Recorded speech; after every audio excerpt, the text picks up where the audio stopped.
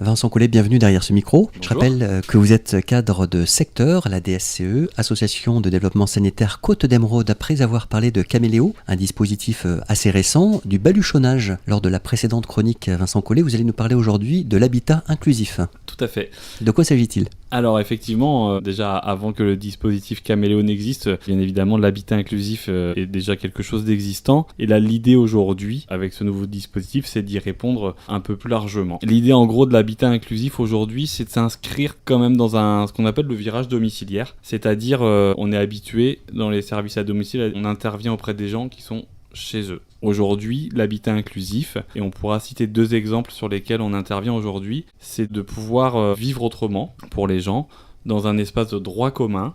Même, c'est-à-dire que si je prends l'exemple sur Saint-Malo, par exemple, on intervient dans une colocation de 6 personnes qui ont des souffrances psychiques. Aujourd'hui, c'est une colocation qui est portée par un partenaire qu'on nommera, qui s'appelle l'UDAF, avec lequel on travaille très bien. C'est eux les porteurs. Et ils ont conventionné avec l'ADS Côte d'Émeraude pour qu'on intervienne dans cette colocation. L'idée, c'est que les gens qui y vivent sont des colocataires, donc je l'ai dit, de droit commun. On n'est pas dans une résidence, donc on n'est pas dans un foyer, dans un collectif, et on ne vit pas seul.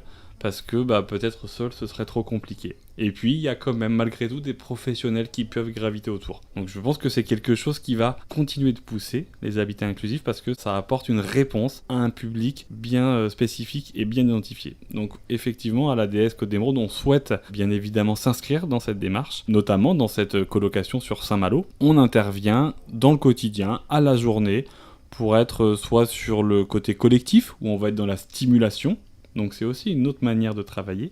Je pourrais y revenir tout à l'heure. Donc on intervient sur ce collectif, stimulation, sur des temps de repas, sur des temps de course. Et aussi, il peut y avoir des temps individuels où on va être sur un accompagnement du coup plus personnalisé. Aujourd'hui, les gens, ils sont pas régis aux lois des établissements. Donc ils sont chez eux, ils viennent comme ils le souhaitent. Après, effectivement, nous, on a quand même des temps d'intervention bien identifiés. Et donc c'est important de nous trouver en face quand même les colocataires qui y vivent.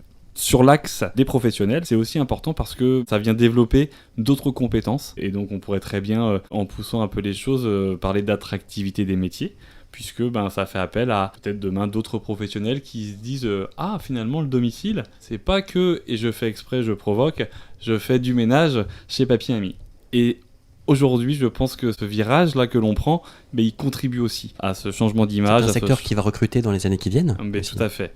Ouais, exactement. Mais pour différentes raisons, on va recruter parce qu'il y a clairement le vieillissement de la population. Sociologiquement, oui. Voilà, sociologique. C'est prévu, c'est ok, c'est connu. Mais il y a aussi toute cette nouvelle forme d'accompagnement qui émerge et pour laquelle on se doit d'être présent et de trouver des professionnels qui veulent y répondre. Et donc, on le voit bien là, dans cette colocation, les professionnels qui interviennent, il y a un réel épanouissement et je ne les trahis pas en disant ça. Ils s'y retrouvent, je travaille autrement, je trouve un autre sens et pour autant c'est des collègues qui ont été sur un autre terrain, sur le terrain plus commun du domicile que l'on connaît et qui aujourd'hui se disent je découvre autre chose.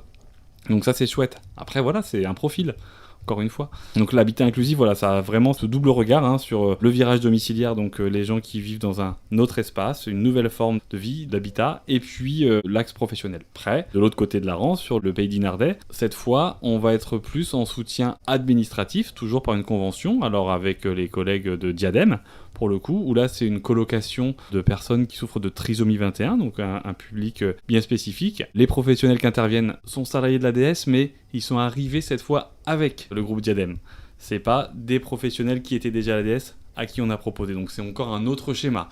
Et là, avec une convention tripartite, département, Diadème et ADS Côte d'Émeraude, on s'inscrit dans la démarche. Et pour le coup, là, c'est aussi une autre forme de participer à des projets de vie, finalement. C'est la question que j'allais vous poser. Est-ce qu'on n'est pas dans l'enjeu de faire société ?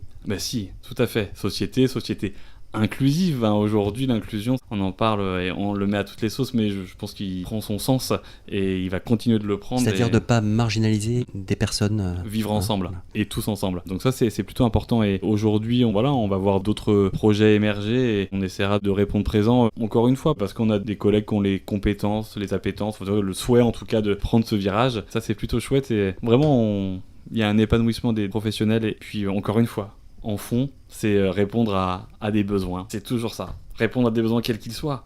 Si c'est au sein d'un habitat inclusif, ok, on y va. Et Caméléo, c'est aussi ça. Eh bien écoutez Vincent Collet, on va vous retrouver lors d'une prochaine chronique. Vous l'aviez déjà évoqué lorsque vous avez parlé de Caméléo. Précisément, ça va être la santé mentale et vous avez aussi rappelé que cette année 2025 est une année aussi consacrée à cette thématique de société, mais aussi de handicap au sens plus large. Donc on vous retrouvera bientôt. À très bientôt. Merci beaucoup. Au revoir. Au revoir.